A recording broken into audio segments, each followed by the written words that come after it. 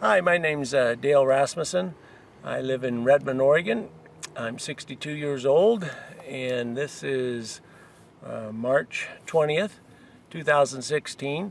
I just wanted to, my brother wanted me to make this little video for some information on maybe anybody that wants to hike the Grand Canyon.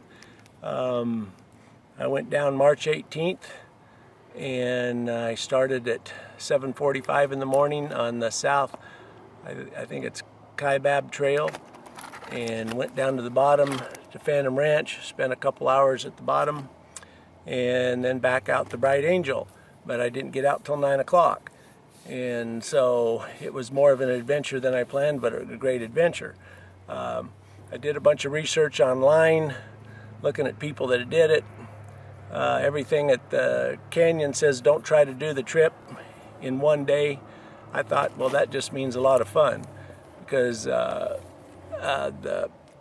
the maps and stuff looked like it'd be about an 18-mile round trip.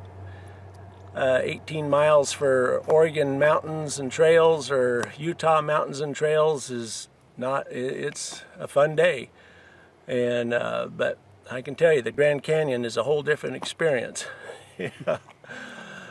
Two things that no place online or the maps say is the trail down. It says you're going to be 4,800 feet down, 4,800 feet up.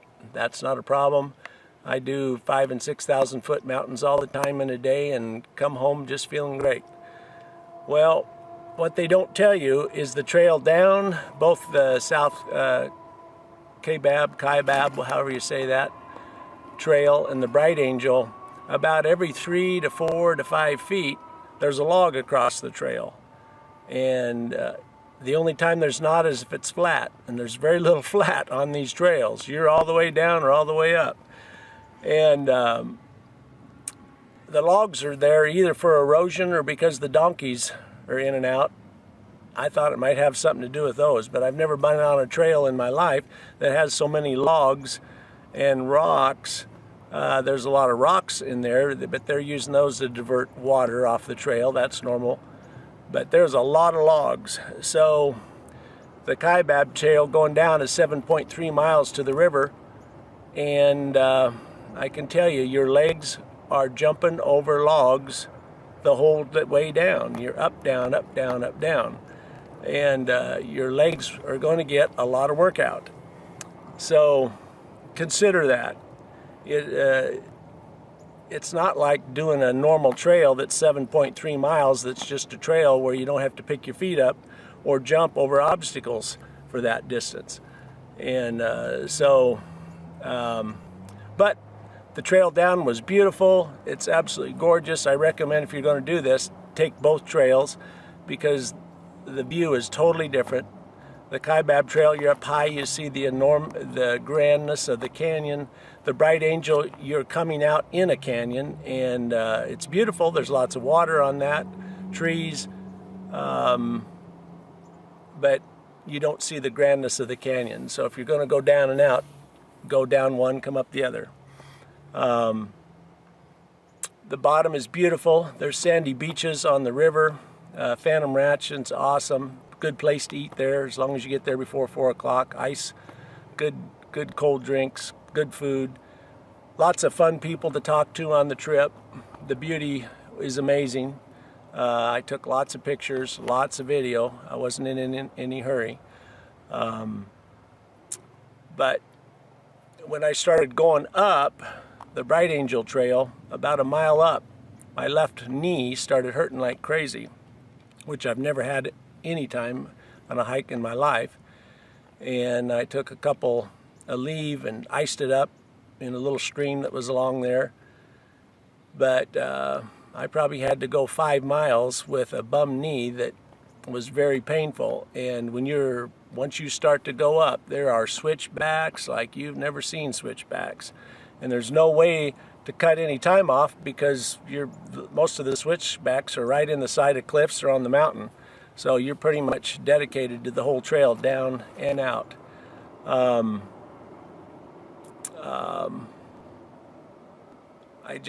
But even going out, there's the logs on the trails. So it's not just going out a trail.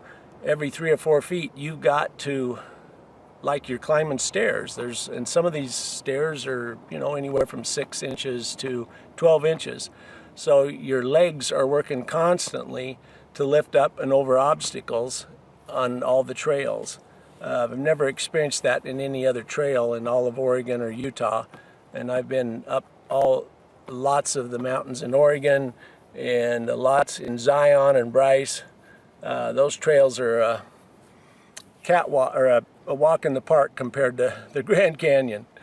And so when it says 7.3 miles down, 6.3 miles up, and 2 or 3 miles, and you're thinking, oh, 18 miles, 4,800 feet elevation gain and rise, you're thinking, oh, that's easy for a person that hikes a lot. Well, multiply that about 3 to 4 times. Because of the obstacles in the trail, your legs are going to work harder than you've ever done on any other trail that's a normal trail. You're just going to be lifting up a lot going up, and you're going to be jumping a lot going down. It's just a lot of work. And I come out in the moonlight. The light I'd planned to take with me, I left in Phoenix, but a young fella gave me one. But there was about 3/4 of a moon, and it was wonderful coming out with just the moonlight. It's just I was going at a very slow pace because of the pain in my knee. And but it was a beautiful hike. When they say they don't recommend people doing it round trip in one day, there's a reason for it, but I couldn't find that reason anywhere. I just thought, well, that can't be that difficult. It's a very, extremely difficult hike, but mainly because of all the switchbacks and all the logs on the trail. That is something that, and the switchbacks are loaded with logs. So if you're considering this, think that if it's an 18-mile round trip down and out, I'd say double or triple that in anything you've ever done.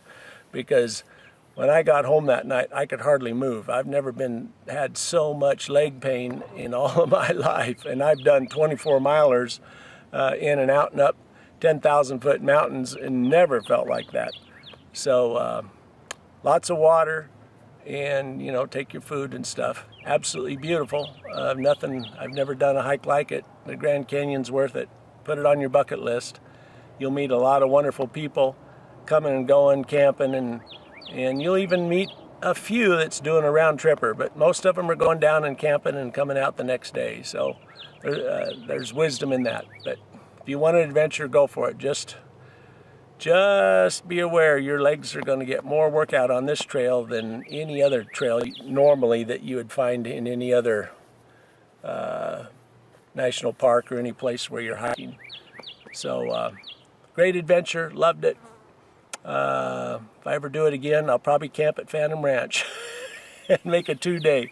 The Colorado River is absolutely beautiful down there. The sandy beaches, the temperature is probably 20 degrees warmer down there.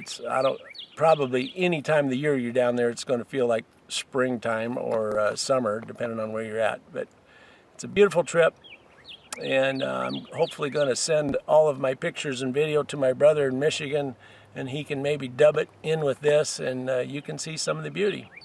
So just heads up, when they say it's a very difficult hike, they're really underestimating how difficult it is. It is like... I laid in bed thinking, why am I in so much pain? And it's like, well, all of the logs and all the switchbacks. It's like, you can't believe the logs and switchbacks on the trails, but they're there for a purpose. You just got to be aware of it. So, I don't know, you got any questions, brother? I was going to say, would you recommend a sturdy knee brace in case, or at least something to wrap an ankle or a knee? I'm 62 and I've never had any problem with my legs, but for some reason my left knee, about a mile going up, started giving me pain like I've never had, and I didn't have anything to wrap it with, and I wish I would have. I made it out, but I was only going about a quarter of the speed that I normally come out of or would go up a trail, because it just was so painful.